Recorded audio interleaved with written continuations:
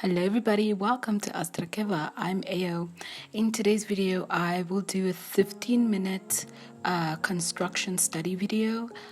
Construction basically just means that you're going to break the body down into more easier forms, and then you're going to study the shape. So this is a step up from gesture drawings.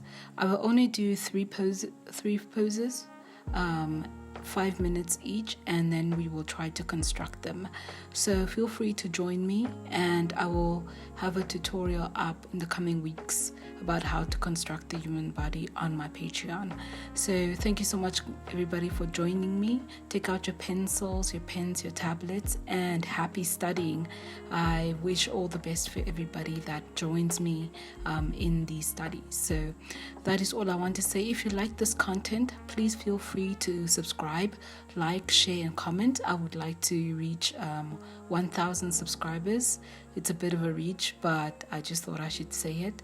And that is all for today. I hope you all have a fantastic day today. Bye-bye.